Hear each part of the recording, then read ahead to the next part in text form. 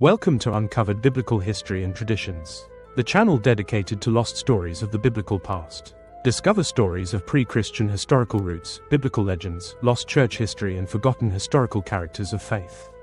It is very helpful if you hit the like, subscribe and share. Help build my channel and let's take a look together into these uncovered forgotten tales.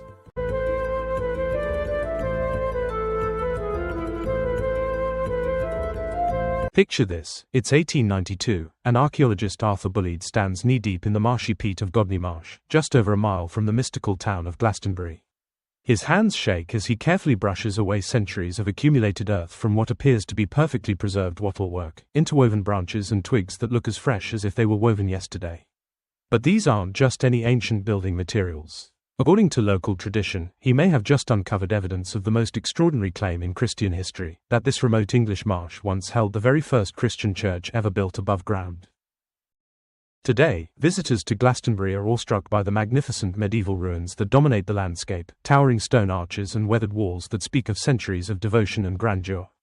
But few realize that these impressive remains of Glastonbury Abbey were deliberately constructed over what believers claim was Christianity's most sacred site, the exact location where a humble wattle church once stood, built not by medieval monks, but by none other than Joseph of Arimathea, the wealthy man who, according to the Gospels, provided his own tomb for Jesus Christ's burial. The story that has captivated believers for nearly 2 millennia goes far beyond a simple legend.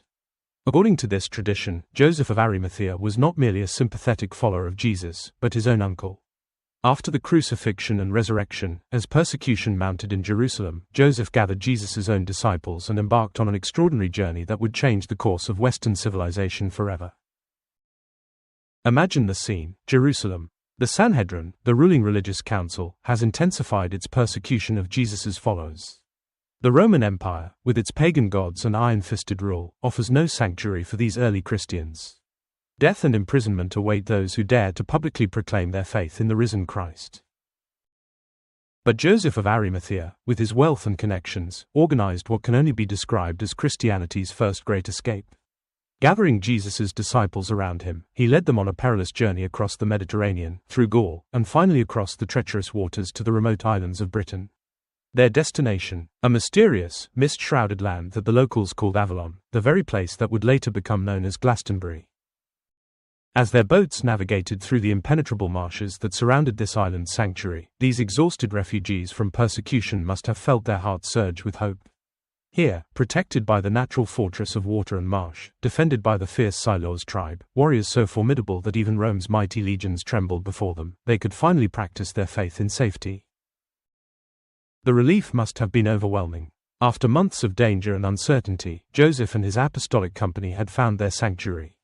But they didn't come to Britain merely to hide. They came with a mission that would echo through the centuries, to build the very first Christian church above ground level, a permanent sanctuary where the gospel could be taught in peace and the name of Christ could be praised without fear.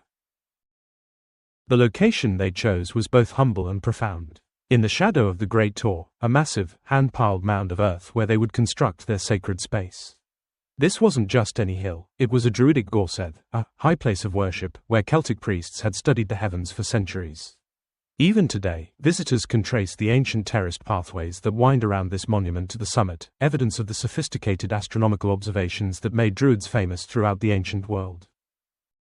The church they built was a marvel of sacred intentionality. Measuring exactly 60 feet in length and 26 feet in width, these weren't random dimensions.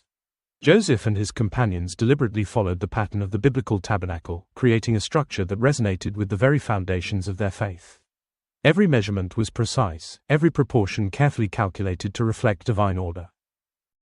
But perhaps most remarkably, they built it using the local British tradition of wattle construction, interwoven branches and twigs, thatched with reeds from the surrounding marshes.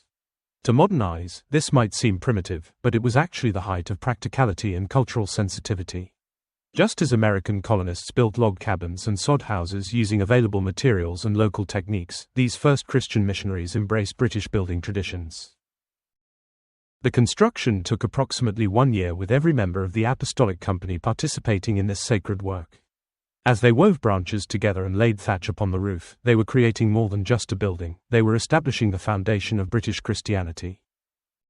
When the little wattle church was finally complete, it represented something unprecedented in Christian history. Here, for the first time, followers of Christ had a permanent, above-ground sanctuary dedicated to their faith. The building was consecrated to the Blessed Virgin Mary, Mother of Jesus, making it not only the first Christian church but the first church dedicated to Mary. Within these humble wattle walls, extraordinary firsts unfolded. The first Christian instructions ever given in Britain echoed through the space as Joseph and the disciples taught eager converts. The first prayers in the British Christian tradition rose from this sanctuary. The first chants of praise to God and Jesus rang forth over the island of Avalon, carried by the wind across the marshes and into history. For skeptics, the 1892 discoveries at Godney Marsh provided stunning vindication of these ancient claims. Under the direction of Arthur Bulleid, a respected archaeologist with impeccable credentials, excavations revealed not just one or two examples of wattle construction, but approximately 70 dome-shaped hillocks containing extensive wattle work. The preservation was extraordinary. Protected by the natural preservative qualities of peat that had formed over centuries, the wattle work appeared as good as newly made when first uncovered.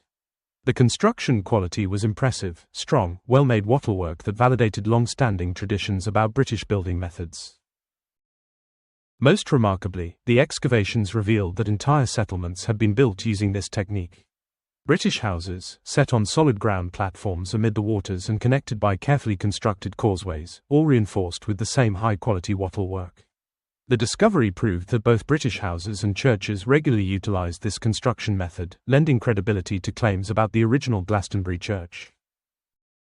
The reverence with which later generations treated the original wattle church speaks to its profound significance.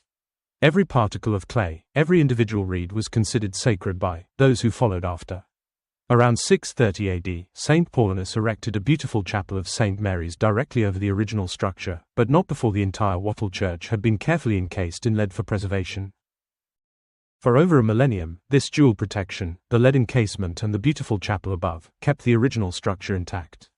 Generation after generation of pilgrims could visit and know they were in the presence of Christianity's most ancient above-ground sanctuary. But tragedy struck in 1184 AD.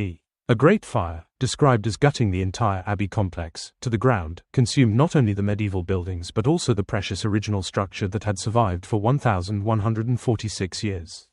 In a single devastating night, Christianity lost what may have been its most sacred architectural treasure.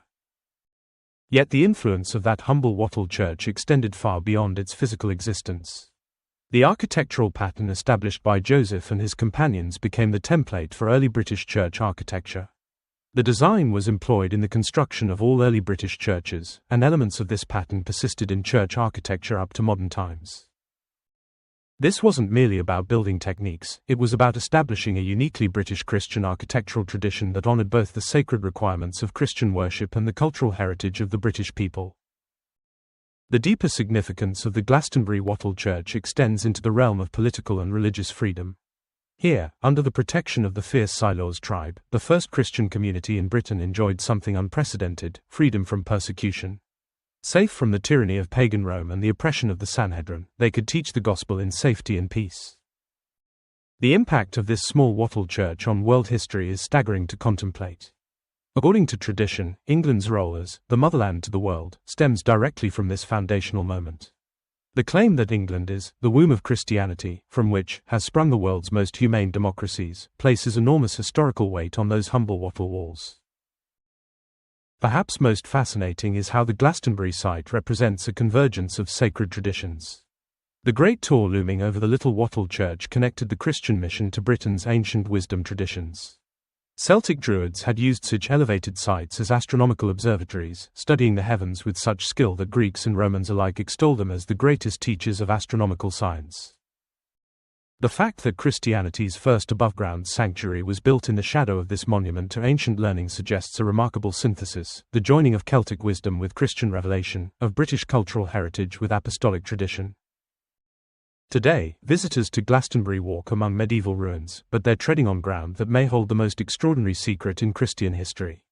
If these traditions are true, they're standing where Jesus' own disciples once taught and where Jesus stood himself, where the first Christian prayers in Britain were offered, where the architectural pattern for 1,000 churches was first established.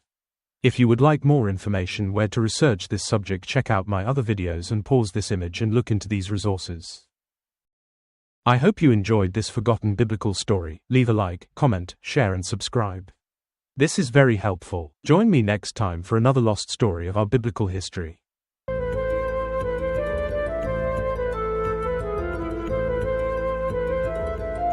Thanks for watching. If you enjoyed this video, don't forget to like, comment, share and subscribe for more great content.